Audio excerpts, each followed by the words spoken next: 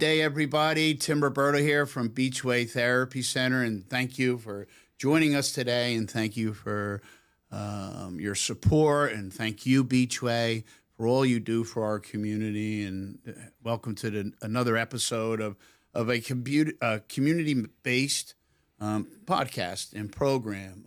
The community is only as good as the members of the community. I'm grateful to Beachway. I'm grateful to our guest today, also my friend, that contributes so much to the community, and it's amazing what I see in the community, and I'm just very fortunate to be here. And I know I kind of introduce the same way every time because I think certain messages shouldn't waver, or they shouldn't take on a different course in this kind of setting anyway. So honored to be here. Thank you, Beachway. Thank you, Paratosh, for being here. And I think it's going to be a phenomenal podcast full of information, recovery, maybe some do's or don'ts, maybe some left turns that, that take us way out, or maybe a right turn that takes us way out.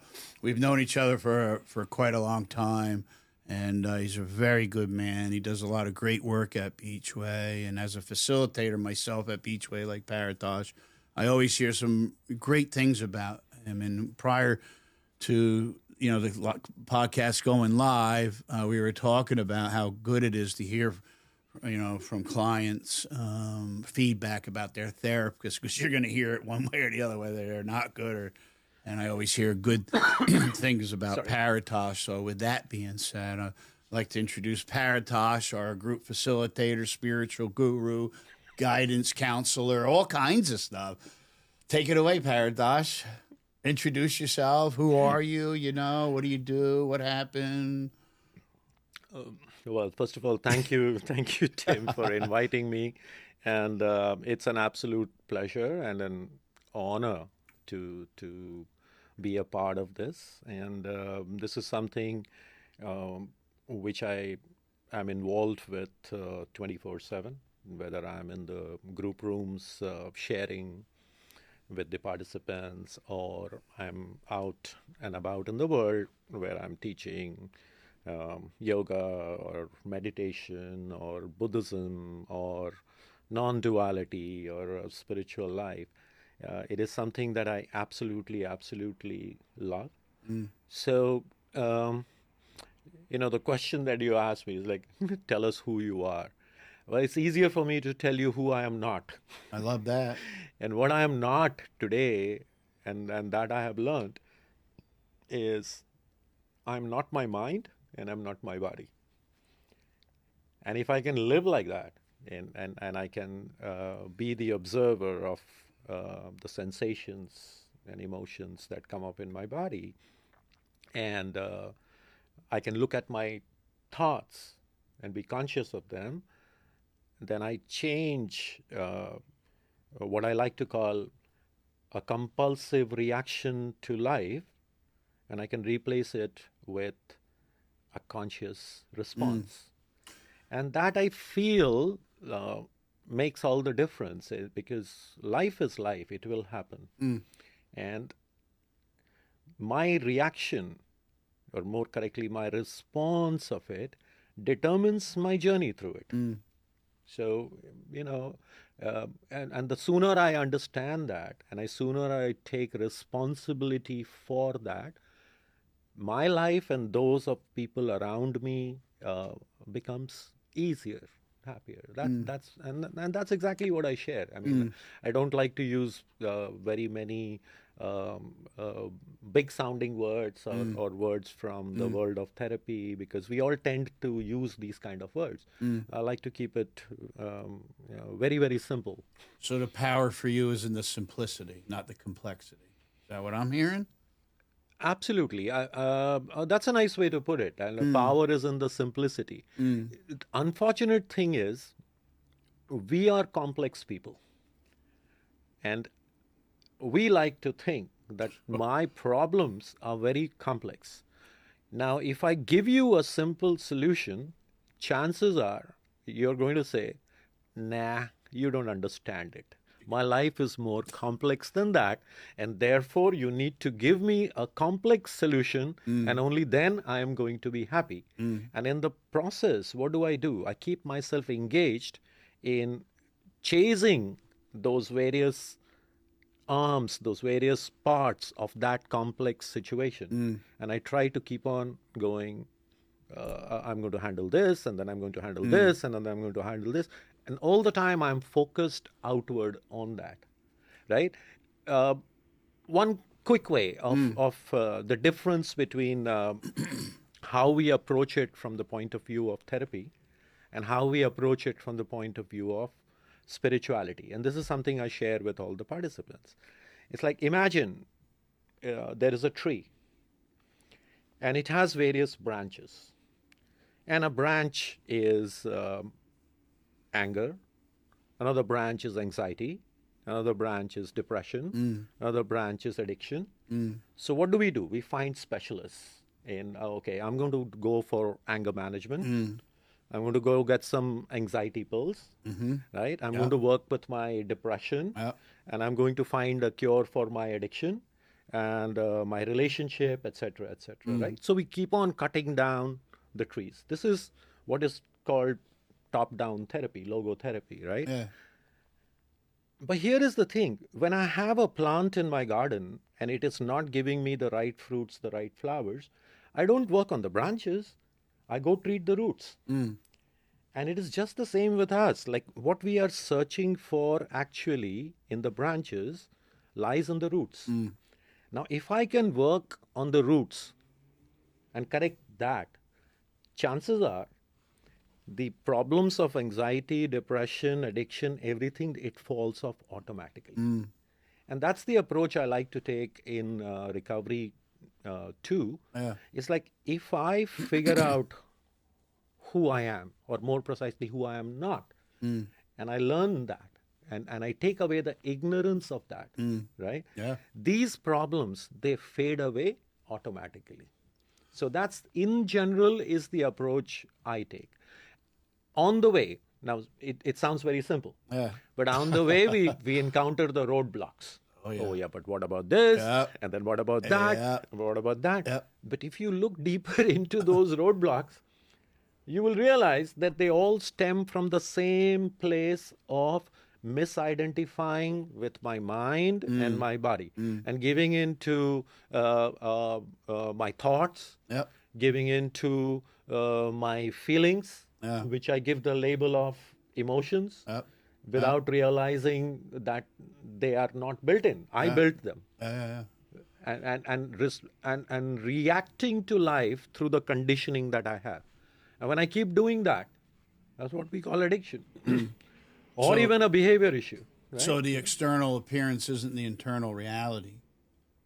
Yeah, there is to a certain extent, right? Like we're fixated on the branches, external. Right. But actually, in actuality, when you say the roots, I hear the internal. Absolutely.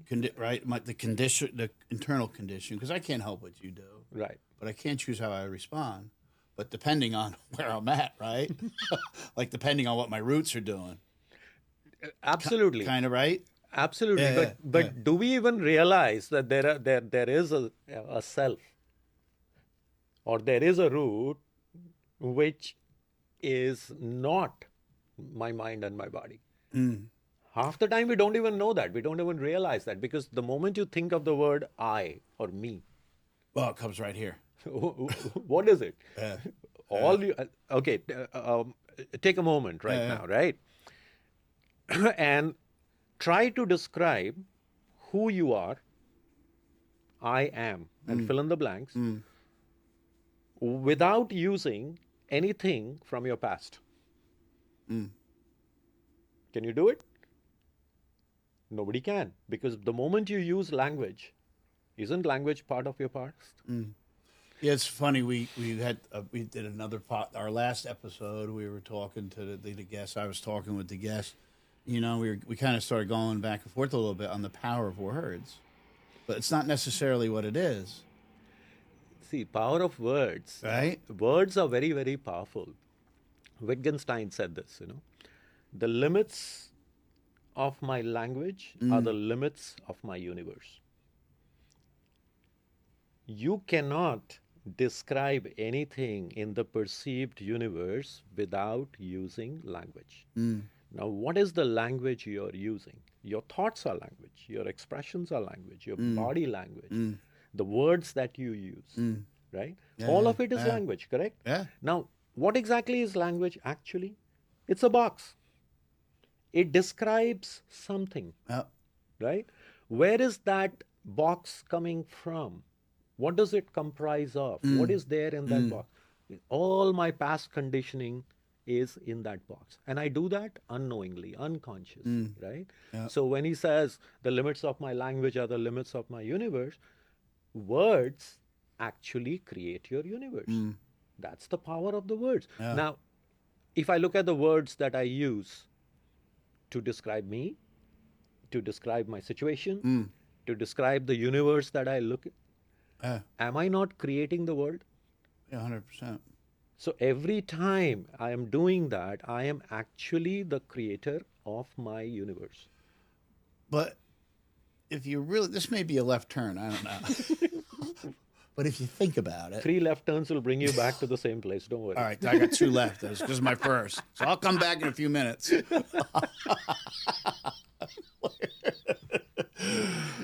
Right. I get it, right? We have to have a language. We have to create a language. We have to be able to communicate, understand. I get all that. But to me, a language doesn't necessarily mean that's what it is. So, for example, we call pizza. I don't know, some guy named Paratosh 2,000 years ago. Pizza. What about if Paratosh said a few thousand years ago, whatever, said another word to describe that, I would be going into a shop right around the corner from here and say, give me a slice of that. So what I'm trying to say, I mean, I get it. Language, yes, and it does expand my universe. It allows me to, yeah, I get all. Not just expands, creates. Create, Yes. but does it necessarily mean that's what it is? No, absolutely not. And that's what I was talking about yesterday. We give words so much power, but not ourselves. Take a step back. To give power to myself, I need to understand who I am. Society today, or our world today, is focused towards the identity of I that I create, right? If you take Maslow's hierarchy, right at the top of the triangle is what is called self-actualization. Now, when I say I, am I not looking at my actualized self? Who am I? Oh, yeah. Now, this actualization actually comprises of the dreams, the goals, the desires, the ambitions that I have created, knowingly or unknowingly, based on what I have seen. If you desire a beautiful car in the world, it only comes from what you know. You can't desire a Bugatti Veyron if you're not aware of a Bugatti Veyron. Which I'm not. Correct? It's as simple as that. So what I choose, whatever is my idea of being self-actualized, only comes from my lived life, from my experiences, So right? you're- From the world that I live in. So even when I get there, tell me, if I am self-actualized, am I still happy? I got everything that I wanted. But am I happy now? Because I desired this, I got this. Now, the question is, am I happy? Now, the society taught me, get a job, get a family, get a degree, get cars and money and all the things, right? And I compared internally, unconsciously, I compared my own reality, my internal reality with someone else's external reality. I said, oh, I'd be happy if I got that car and that job and that money and that life, right? And I got there. But I'm not happy. So what do I do now? I'm actualized. What do I do now? I try to be more actualized. It's like, oh no, I'm going to climb that peak and then I'm going to be happy. So I go there. I keep doing that through the life, right? And most of the time we say this, right? You climb the ladder of success and you reach on top and you realize that it was leaning against the wrong wall. Recovery through spirituality is actually understanding that actualization doesn't give you the feeling of contentment or fulfillment. The flip of that is to realize that you are already complete by yourself, but it's the words which are making my ego, the conditioning that's creating a veil, a separation, which tells me or gives me a perception of separation. So it's not that I am separated from that reality. It is simply that I have a perception that I am separated. Ego is not authentic. There's no authenticity in ego. Because it's kind of like, I look at ego as like it's all born in thought. You know what I mean? And thoughts don't necessarily mean that's what it is. So that's a very Western perspective, Western philosophy perspective, right? Yeah. Ego is not necessarily... you're right when you say it's born in thought, but what I mean to say is that ego is not necessarily something negative. In the functioning, the way the mind functions, right? In Sanskrit, we say there are 4 parts to the functioning of the mind. It's called manas, buddhi, ahankara, chitta, which means your storage facility, manas. Buddhi is the intellect. Love it. Ahamkara is the ego. And then there is chitta, which is the consciousness. So in its working, the mind has 4 parts to it. Ego is one part of it. But there is also the intellect. Where am I placing my intellect? What is there in my storage? And what am I paying attention to? What am I paying attention to? When I learn to pay attention to the right things in life, right, I can bring the others in line. The ego functions for me. How do I know it's right? Your life. It's your life. It's your lived experience. Okay, it's not about what is there in the book. It's not about who taught you something, right? I gotcha. Be open. See, in our recovery community, what do we say? Our first requirement is authentic, being authentic, or rigorous honesty. Rigorous honesty, yeah. Right? If I am being rigorously honest, right, then am I not open when I say, okay, I don't know, show me. Correct? That's where my journey begins always. If I know... But why is that so hard for people to say? So like we were talking about 5 minutes ago about simplicity. It's so simple to say, I don't know. But for some of us, or a lot of us, or many of us, we always have to think of this thing up, like what I think you want to hear. So instead of going, I don't know, see, I come up with 5 minutes later, I'm still talking, like... I'm still going at it, you know what I mean? Yeah. So there are many reasons. You can go the way of psychology, you can go the way of philosophy, and you can go the way of Buddhism, you can go the way of Vedanta as to why that happens. I'll put it in simple language. The difference between us and other living organisms, human beings and other living, we are problemed. We are born with what is called an intrinsic curiosity. Now that's a superpower, and that's our downfall too, right?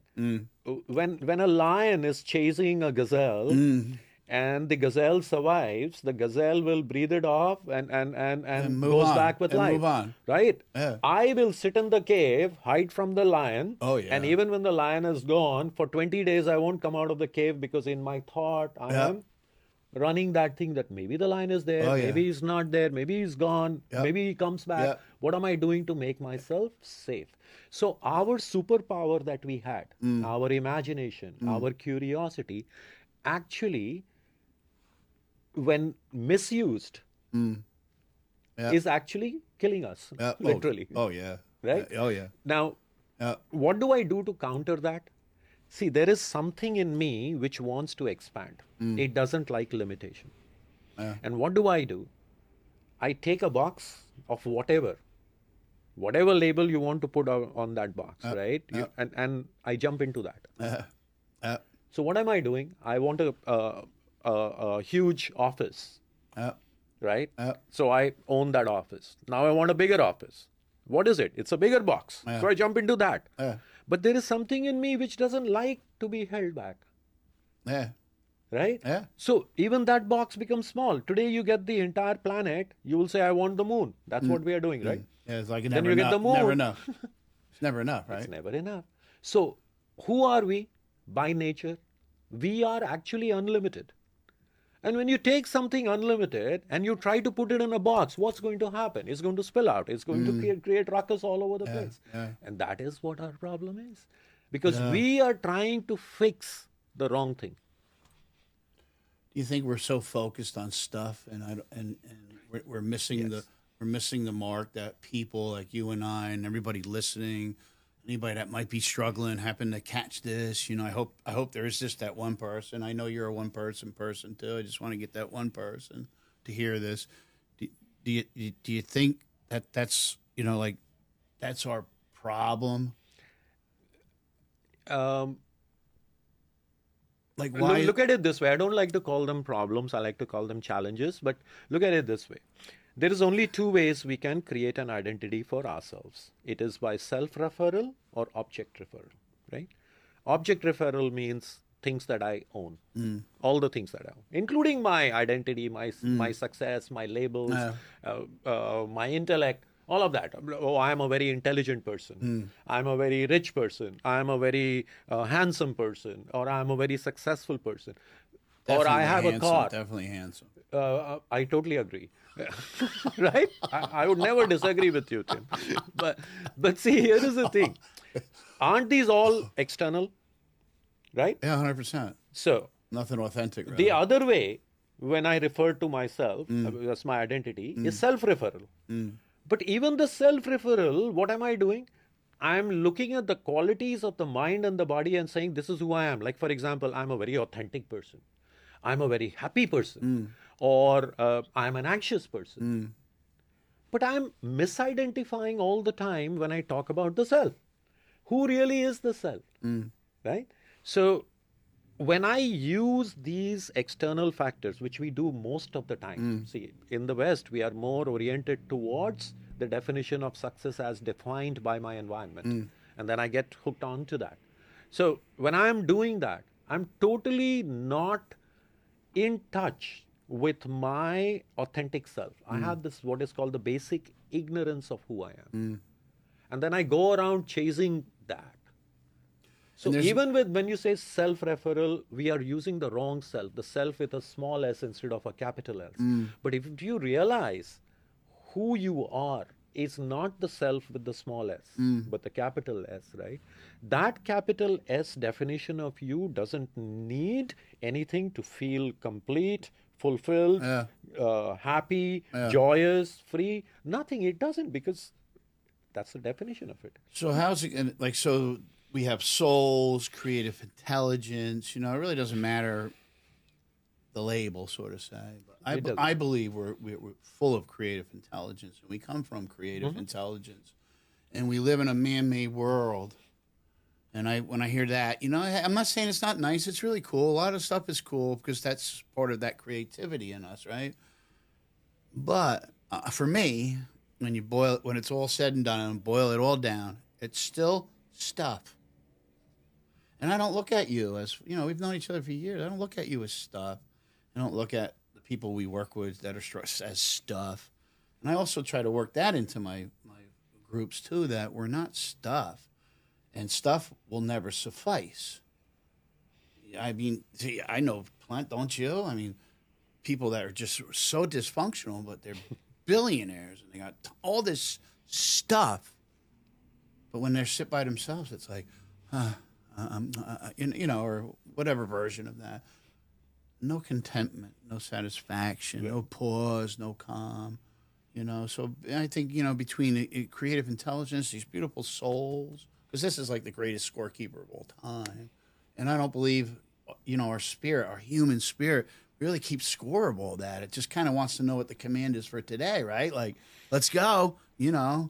You know, if you're listening to this and you're struggling, I commend you. I know you do too. I commend you because despite how you feel, you're still seeking. You're still using that creative intelligence. Seeking isn't stuff.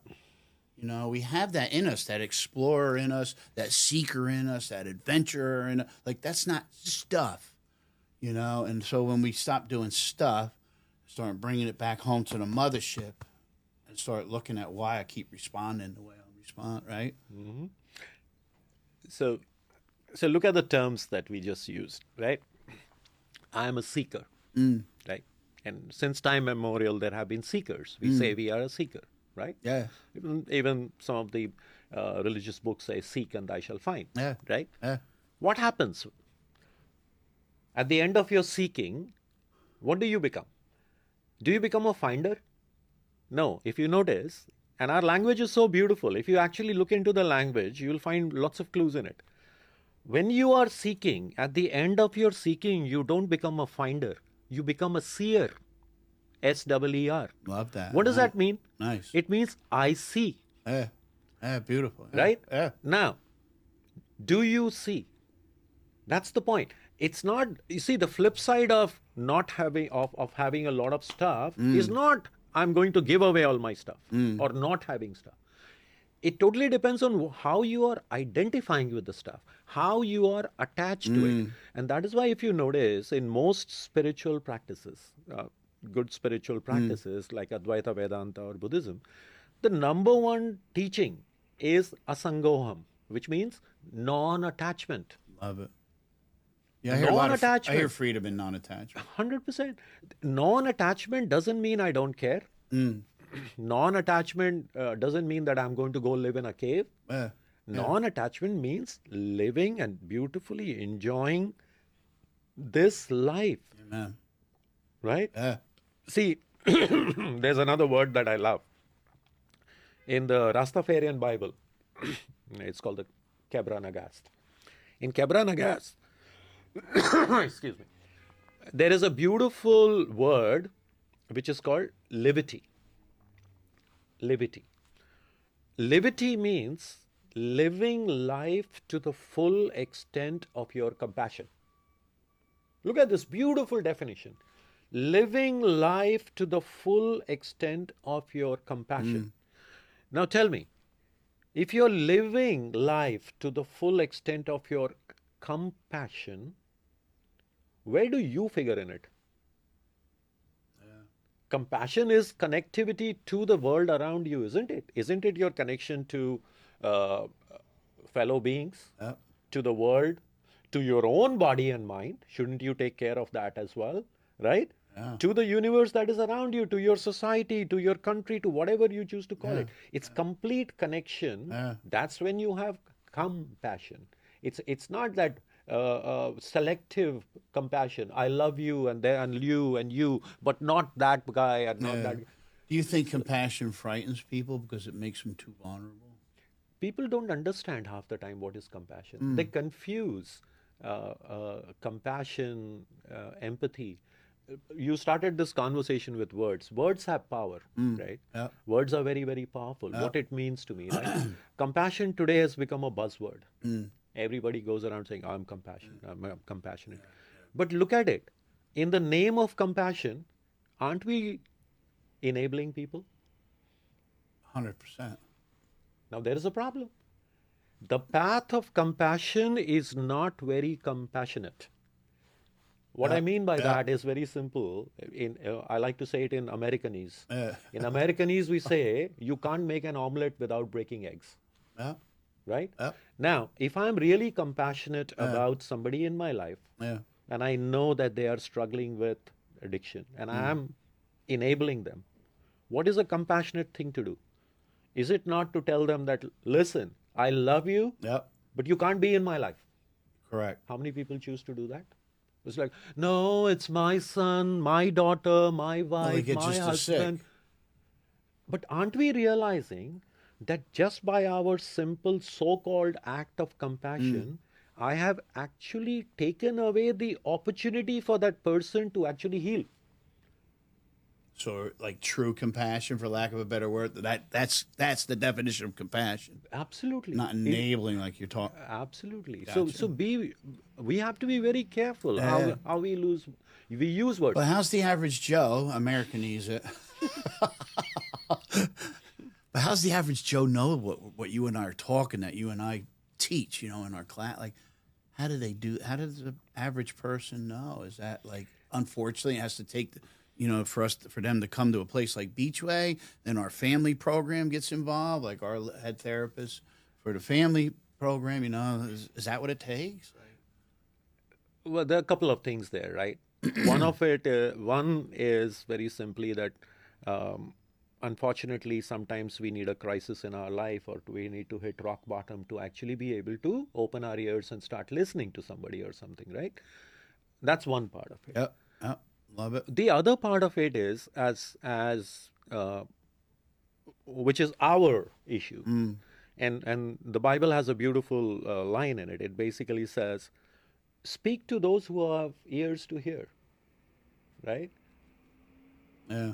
People who have eyes to see will see. If I force somebody to do it, it's not going to happen. No. It's like in our recovery circle, we can't tell somebody else that you're an alcoholic, you're an addict. You can, but it actually doesn't mean anything until the person themselves agree that, yes, I have addiction or alcoholism or something, right? So first thing to do is not to go around and trying to push it on everybody. If there's this quotation, where ignorance is bliss, it is folly to be wise. Right? So where ignorance is bliss, it's folly to be wise. You're wasting your breath. Yeah. Now, when people actually come to it, and something happens, and something opens their eyes, what happens is, most of the time, I am walking into that treatment center with my bag of conditioning on my back. I'm wearing that, right? Oh, yeah. And I'm bringing that into the groups. And I'm bringing my attitude, and I've done this. I've sat in those chairs and I've judged everybody. Idiot, you deserve it. No wonder I can't tolerate you, right? And you know what? When recovery happens when you start hearing your own story through someone else's lips. Identification. The moment you do that, you know that you are on the right path. But if I'm going to bring my intellect into recovery and say, I know, chances are you'll take longer. Everybody recovers. The only trick is to do it while you're still alive. I love the magic, in recovery. I love the magic in treatment. I believe wholeheartedly in treatment. Treatment works.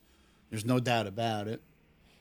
What I like, though, I find the magic, this intriguing intellect. For me, I always just keep it simple, too. Like, it's beyond knowledge.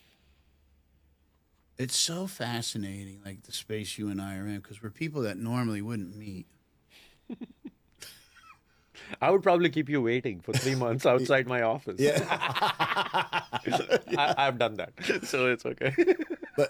But when we're in our group sessions and teaching other, like, it's just unbelievable, because I just keep it simple. Addiction, alcoholism, mental health. It's very difficult to understand if you've never experienced it. Because if you keep it simple, how do you understand something you've never experienced? So we spend most of our lives, as long as we're sick, explaining to others why we're doing what we're doing, and nobody understands, and all we do is get the finger, what the heck's wrong with you? And then all of a sudden, you said there's a. All of a sudden, here's Paratosh, here's Tim, here's somebody else coming in with their bag of conditions, and next thing you know, it's like we've known each other for a really long time, and the great work that we do and the clinicians do, because it's kind of like you found your tribe. Like, these people get me. Like, these people understand. Like, you know what I mean? Nobody's pointing a finger at me, and it just blows me away. And what a gift. We've been given, that we can cherish like that. And other people are creating all this stigma and, they're losers. I just had it, the other day I was telling a drug addict in my class, she was really shaming herself and beating herself up, and the power words. I said, let me ask you. Can I ask you something, please? Not purchase. Let me ask you, general. Yeah, sure. Does anybody think she's a bad person who knows her? No. Do you think drug addicts make bad decisions? Yes. I said, that's what's going on. You're not a bad person because we shame ourselves, and that word, there's words again. So keep it simple, right? Shame is I'm bad. And I totally disagree with that word. And I try to do it, right? Try to build them up to where they can actually see their worth and experience their worth, because everybody's got insight. Everybody's got something to put on the table. It's not like addiction, alcohol. That's not a moral issue. And it has nothing to do with, God forbid, Paratosh is on the side of the road and I can't, I don't know, whatever. And this alcoholic comes in, go by and, oh my God! Not right now, Tim. You were that alcoholic that where it wasn't there for your kid's baseball game. No thanks. I'll just keep bleeding out and wait for the next person to help me. It's amazing. You were getting back to those little boxes we put ourselves in. Mm-hmm. We sit in these little boxes, and we're all based on other people's opinions. And add to it what you just said. Very fine point, but I'll pick on that, right? Yeah.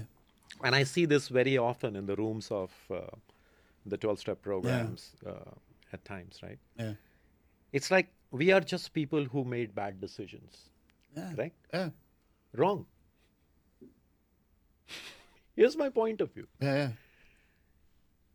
A decision is like saying that I had a couple of choices and I chose the wrong one, right? Yeah. Addiction or mental health is a program of powerlessness. You are powerless to make a choice. Now, here is the danger to that. If I say that I made the decision, automatically I become liable for carrying the shame for that. But when I realize that actually I couldn't have made any other choice. In that moment. I was powerless in that particular moment, right? Yeah. There is no reason to feel shame. I agree. And it's very important to let that go and to understand that what powerless really means. Powerless actually means, when somebody says to me, when you were addicted or alcoholic, or you could have simply made a different choice. And my answer to that is, what makes you think that I saw two choices? That's called conditioning. My conditioning only shows me one way. That is called powerlessness. That is true powerlessness. So I am powerless to begin with. And now if I realize that, can I let the shame of what I so-called did, let that go?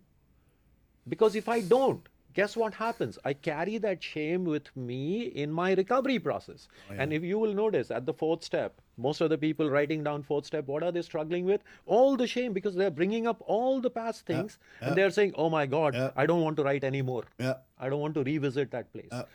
The thing is, the big book or some books, they call it character defects, right? I don't call them character defects. I call them our defense mechanisms, which we actually learned unconsciously. Now I have a different relationship to that. If I call it a defense mechanism that I learned, why did I cry when I didn't get something when I was 3 years old? Because I was taught if I cried, people paid attention to me and they normally gave me whatever I wanted so that I would stop crying, right? So what do? As a 50-year-old, I'm still doing that. I'm crying. Give me one, blah, blah, blah. Learn behavior. Learn behavior. So do you call that a character defect? If you call it a defect, in today's world, there is a negative connotation to that. And there's nothing wrong with that. Again, it's the same thing, power of words, right? But if I call it slightly something softer, like this is my defense mechanism that I picked up, right? Now I can look at it constructively, okay? Talk about simplicity, right? If you take page 25 of the big book, there is a solution. In that one page, I can explain the entire program Yep. to anybody. Yep. That's it. Yep. One page. Yep. See how it begins. It basically tells you what? When you see that it has worked in somebody else, then you pick up the spiritual tools. Correct? That means Yep. somebody who has gone through it Yep. has to work with you on that. Yep. Yep. Step one, right? Yep. 2, what does it say? I have to undergo a process of letting go of the programming. Coming to believe. I'm not even going there. Not Forget going- about okay, coming to okay. believe. All right. Right? Can I confess totally what all is going on with my life, right? Leveling of pride, we call it, right? Just stick to leveling of pride. Let's Okay. not bring even the higher power into this yet. Okay. Can I level my pride and write down what my character defenses were? Okay. Third, it says, there's a beautiful line in that. It says, when we share that with somebody, I think page 75 says that. We may have had spiritual beliefs, but now we begin to have a spiritual experience. Which means what? It doesn't matter if I was religious, Yeah. atheist, Yeah. agnostic, Yeah. or pagan, or whatever term you want to call it. Yeah. Yeah. At the level of belief, nothing works. When my belief starts turning into an experience, that's when the work starts. Well, because there's a change.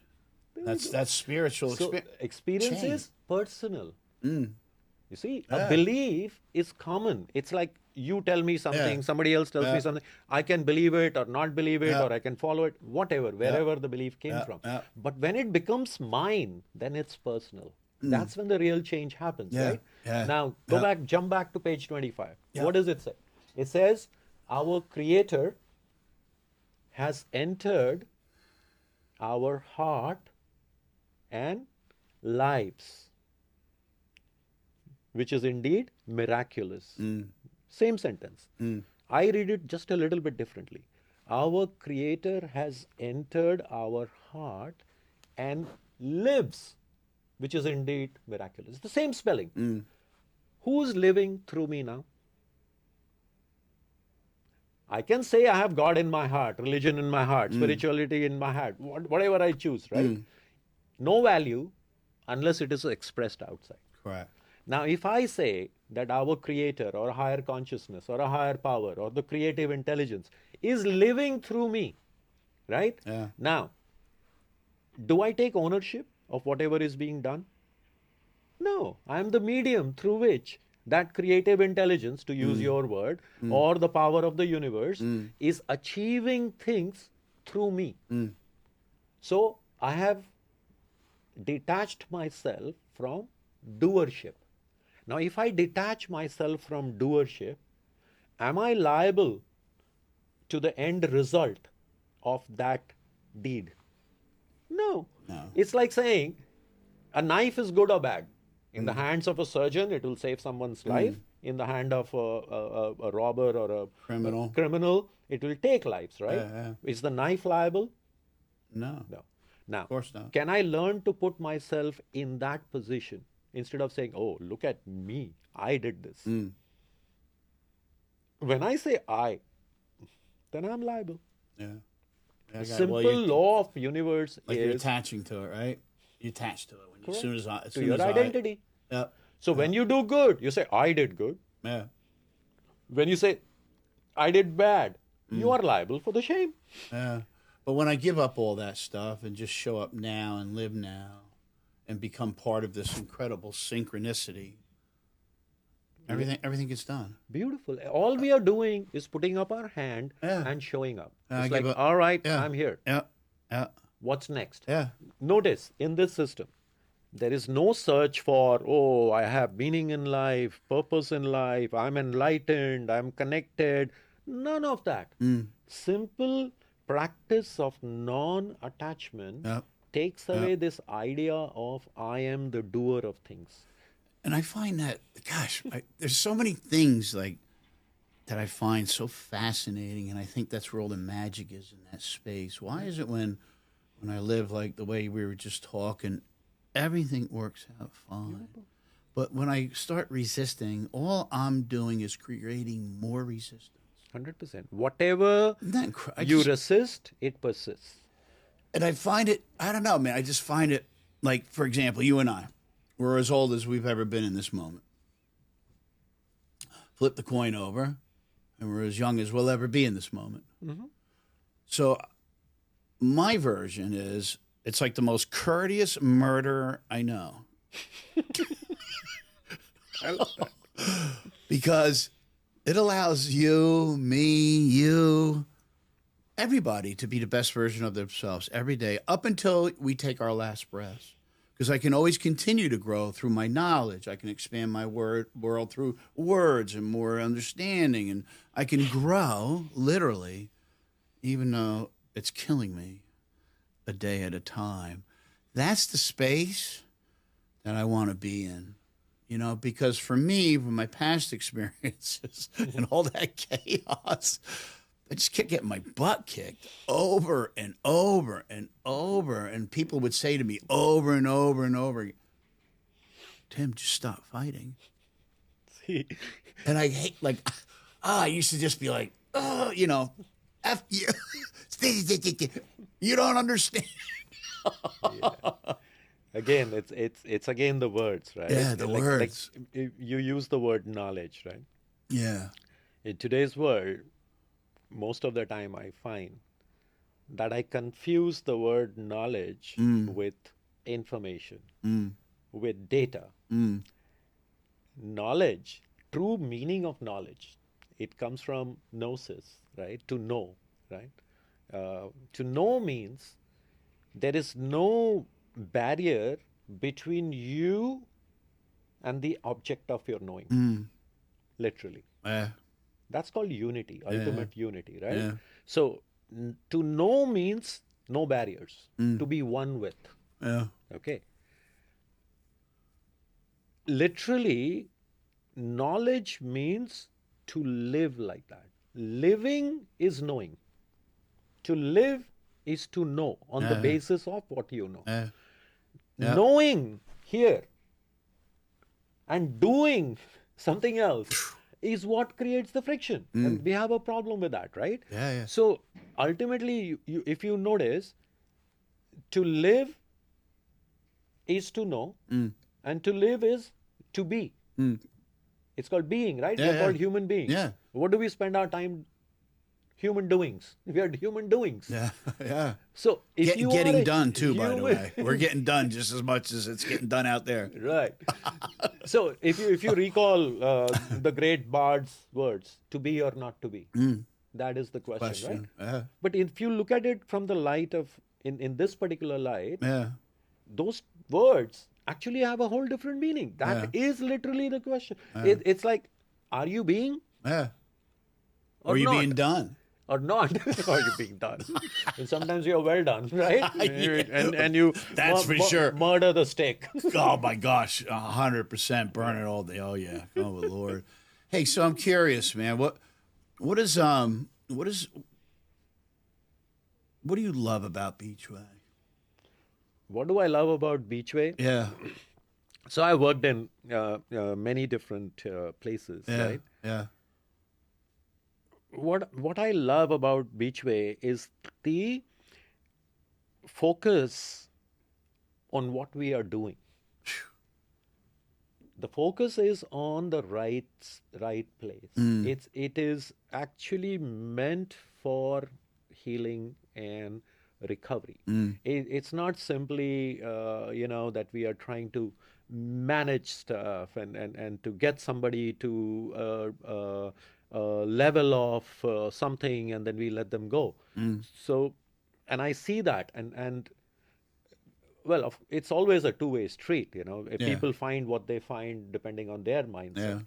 But the atmosphere at Beachway, and it is, whether it is the management, the therapists, the facilitators, they are all directed and aligned towards the same goal.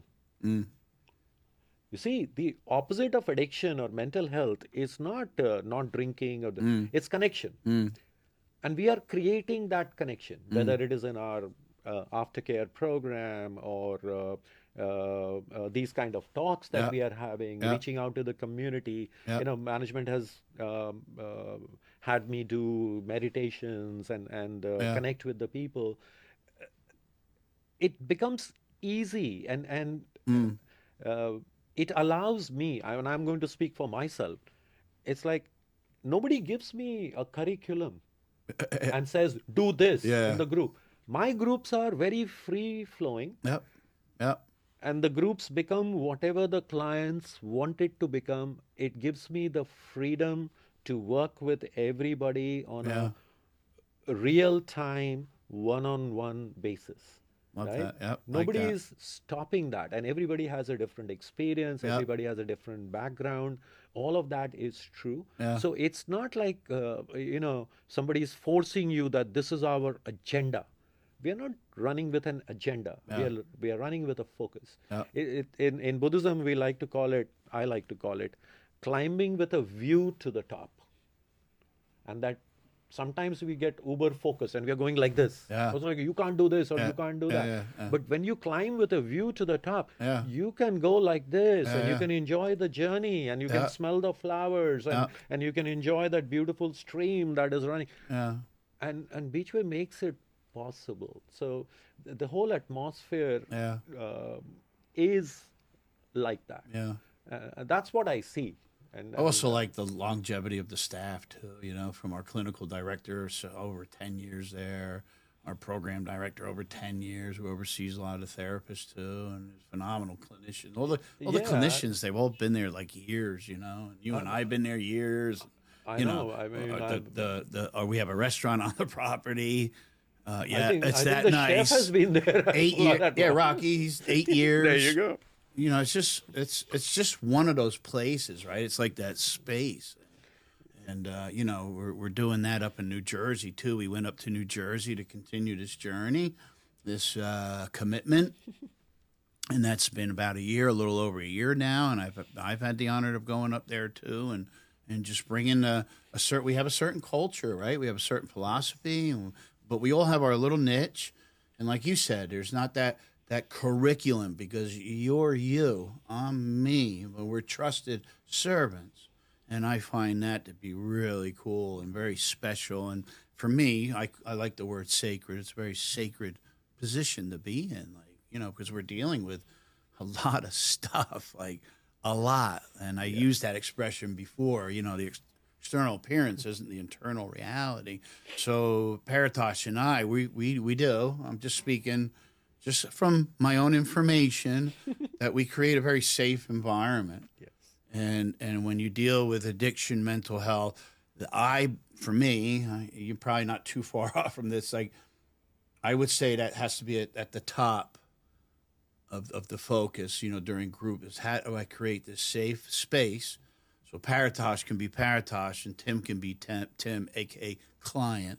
Because when another client in the group moves into a position of vulnerability, honesty, willingness, it really inspires the other person, and we start doing the frequency exchange, and it's really powerful. And that's why groups are a very, very powerful process. So if you're listening to this and you like what you heard us talk about today, that's the whole point of it. I don't need to say anything more about that.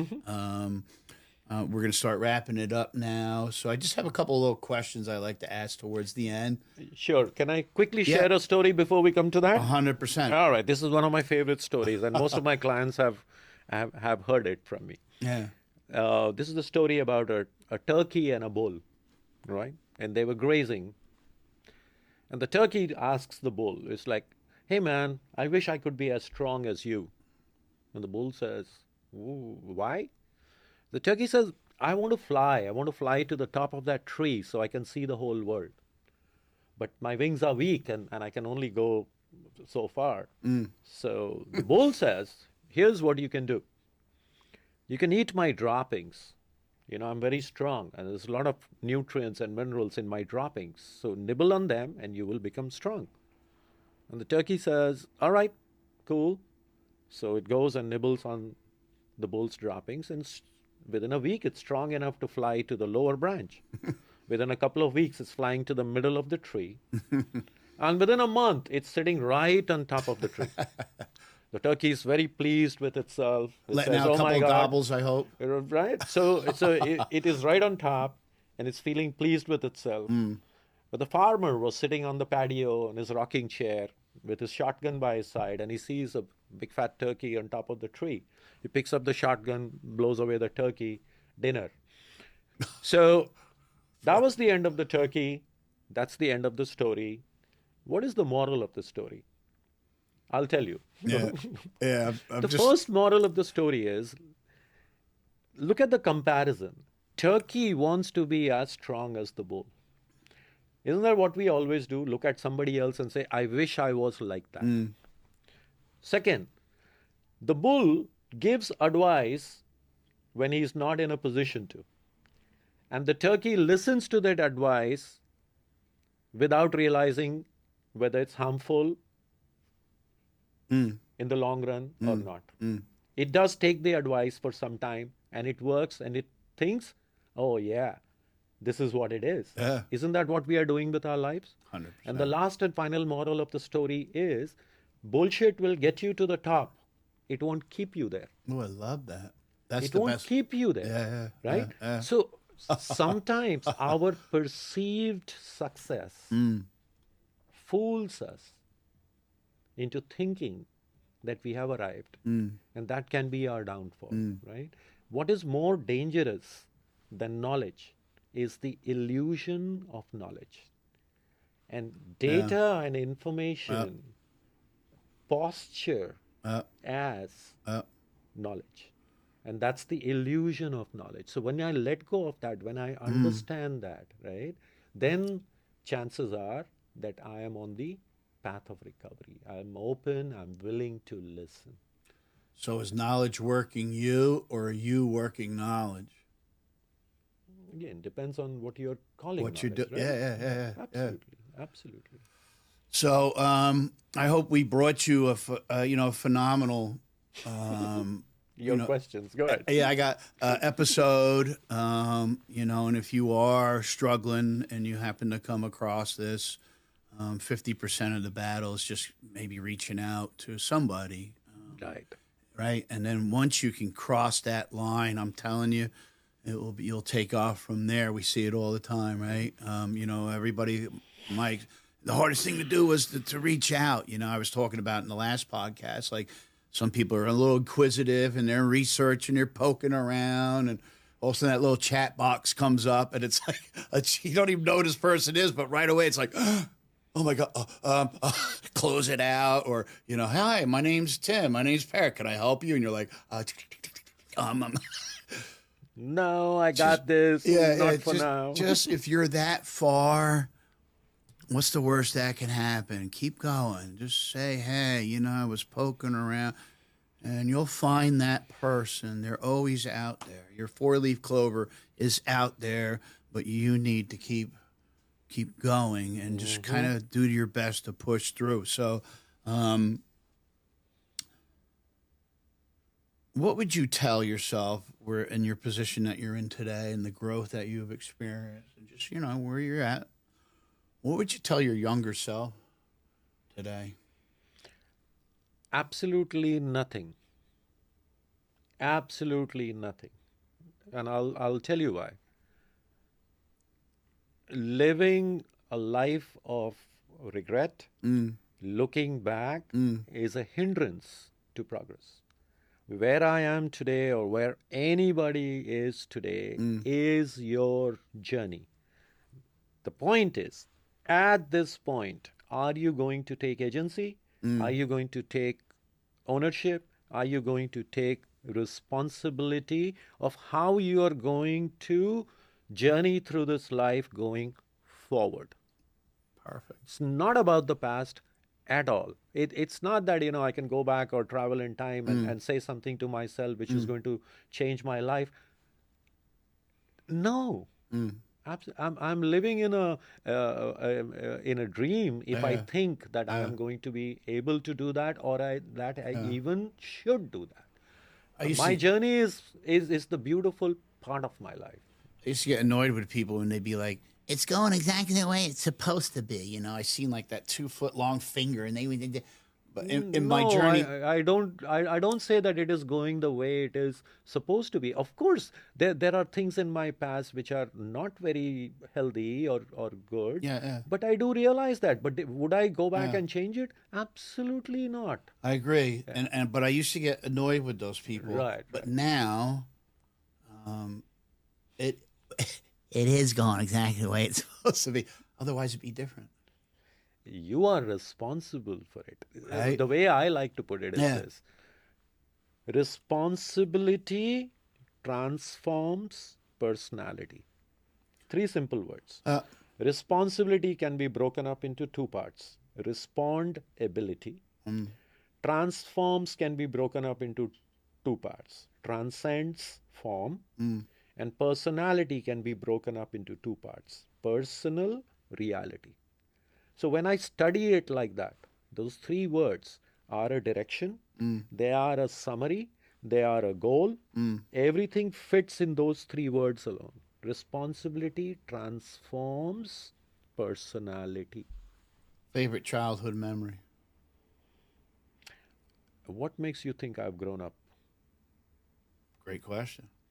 I'm still a child in the universe. I may be about 8,000 years old. And my plan is to die young as late as possible. All right, I'm cool with that. I can relate to that. I'll And take right some of that. And right now, my favorite memory is this one. What's your favorite food?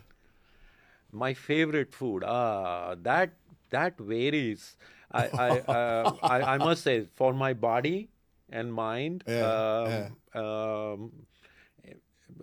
it's something that my mom taught me to make, and she used to make it beautifully.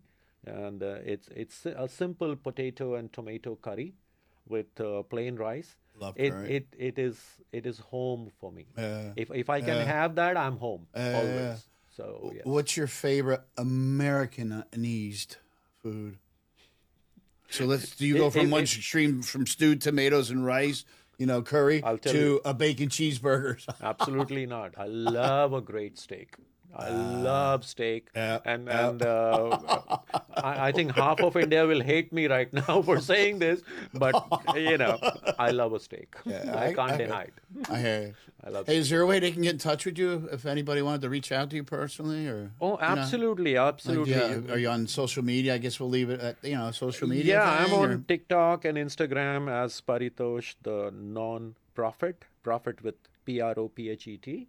On Facebook, it's my name, Paritosh Nath, and my numbers are there. And I actually have classes that I do in the community, and it's free for everybody in recovery. Whether you are wanting to do yoga or meditation or Buddhism. So in this community, I do them personally. Media presence, not so much, except for my Sunday Buddhism class. It's on Facebook Live. Okay. So you can log into that. Again, no costs involved. Love it. And cool. So I'm always working towards that. I'm trying to increase a little bit of my media presence. Whatever comes my way, I don't have a focus that I should be doing this or that. But whatever shows up, I do it, and I mentor people, I sponsor people. Awesome. So all of that is all part of my life. In my life today, my life is 100% this. I don't make compartments in life. Yeah, great. I don't make compartments. Same for me. I'm all over social media. Just like Paritosh said, my phone numbers are there, email. If you're not on social media, that's cool too. My email is tim.r@beachway.com. Paritosh, thank you for your time today. Thank you for coming down the street to beautiful West Palm Beach, downtown. We're very grateful. Until next time, my friends, be good to yourself. If there's somebody you need to talk to, feel free to talk to either of us. If not, we can connect you to somebody else. And until the next time, peace and love. Thank you so much. Thank you, Tim, for having me. Thank you, Paritosh.